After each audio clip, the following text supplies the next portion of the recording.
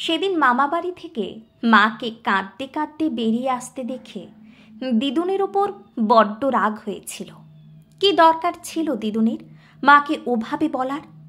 দিদুন কি জানে না মা দিদুনকে কতটা ভালোবাসে? বাড়িতে সারাক্ষণ কেবল দিদুনের কথাই বলে। সেই দিদুন আজ মাকে মুখের উপর এতগুলো কড়া কথা বলে দিতে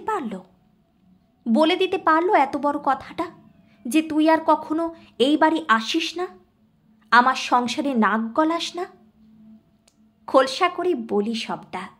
দিদুনের 2 ছেলে মেয়ে, মামা বড় আর মা ছোট। আমার মামাটা অত্যন্ত নিরীহ, শান্ত প্রকৃতির মানুষ। মায়ের সাথে কখনো মামার ঝগড়া পর্যন্ত হয়নি ছেলেবেলায়। পাড়ায় মামার ডাক ছিল লক্ষ্মী ছেলে। সেই মামা এমন একজন দজ্জাল মহিলাকে বিয়ে করে ঘরে তুলল, যার নিত্যদিনের অশান্তি আর চিৎকারে কাকপক্ষী পর্যন্ত আসে না। দিদুন আর দাদান দুজনেই নিপাট ভালো মানুষ। আমার মামিকে নিয়ে তারা কেউই পেরে ওঠে না, সম্ভবও নয়।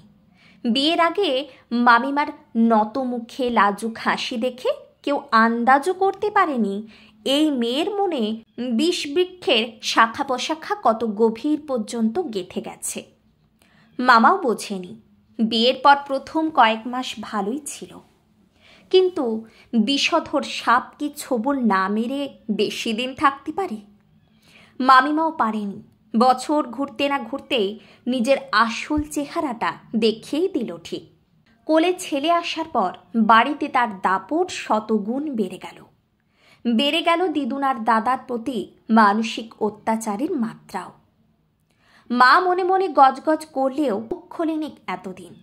কিন্তু মায়ের সহ্যের সীমা পেরিয়ে গেল সেদিন, যেদিন মামিমা মায়ের সামনে দিদুনকে বলে বসল, আপনারা অন্য কোথাও উঠে যান, আমার স্বামী কোটিপতি নয় যে রাবণের গোষ্ঠীকে বসিয়ে বসিয়ে খাওয়াবে। ভাইফোঁটাতে মা প্রত্যেকবার আমাদের 2 ভাই বোনকে সাথে নিয়ে মামা বাড়ি যায়। এবছরও তার অন্যথা হয়নি। মামিমার এহেন স্পর্ধা দেখে মা আর নিজের জীব সংবরণ করতে পারেনি।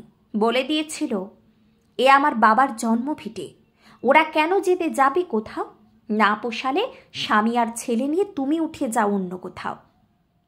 আমার মামিমা ফোঁস করার জন্য মুখ খুলেছিল, তবে কিছু বলার আগে দিদুন ফোঁস করে উঠল। শটান বলে দিল, এবারই তুই আর বেশি আসিস না রে রুমি। এমনিতেও বিয়ের পর মেয়েদের এত ঘন ঘন বাপের বাড়ি আসা মানায়নি। তুই নিজের সংসারে মন দে, আমার সংসারে আর ঢুকিস নে।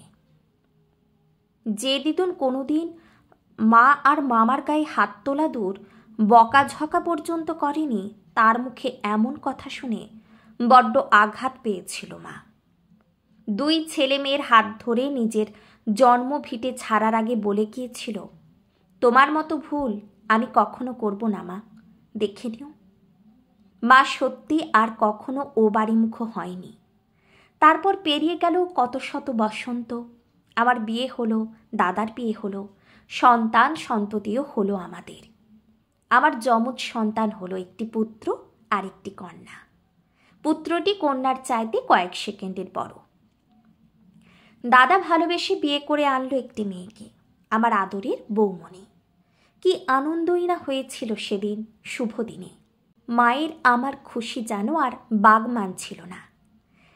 তখন কি আর বুঝেছিলাম আমার শান্তশিষ্ট ভালো মানুষ দাদাটার ভাগ্য আমার মামার মতোই হবে?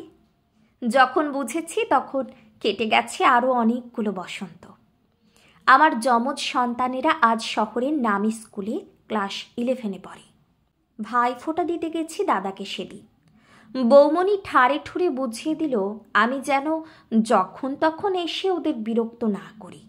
আমার আসার জন্য নাকি ওদের মেয়ের রেজাল্ট খারাপ হয়েছে। হতবাক হয়ে গেলাম আমি।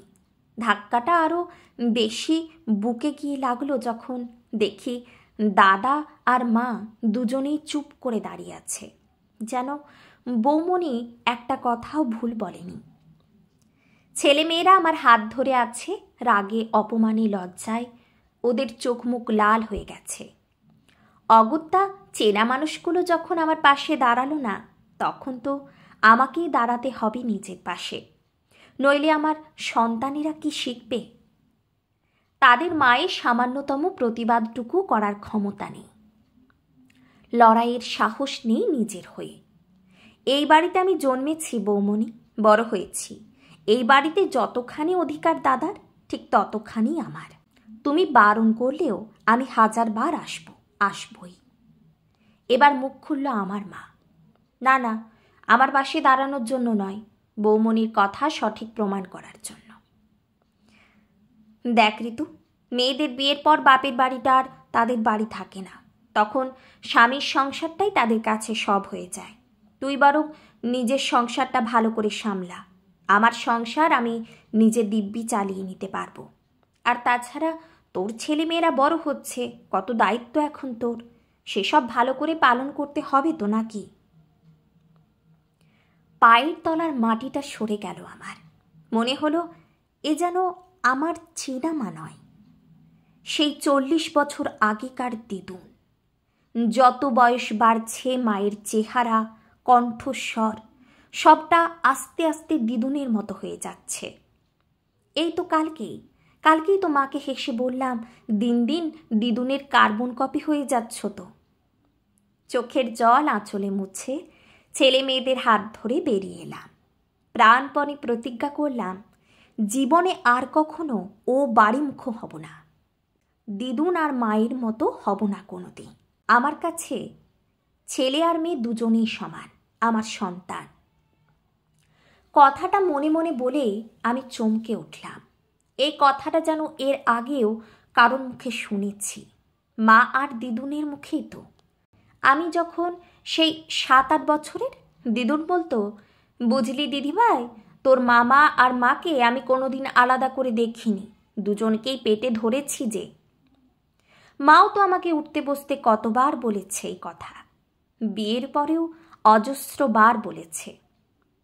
বাড়ি গিয়ে এক ছুটে বড় আয়নাটার সামনে গিয়ে দাঁড়ালাম। আমার চেহারাটা কি আস্তে আস্তে মায়ের মতো হয়ে যাচ্ছে? কণ্ঠস্বরটাও হুবহু মায়ের মতো হয়ে যাচ্ছে, আর ভাবনাটাও কি।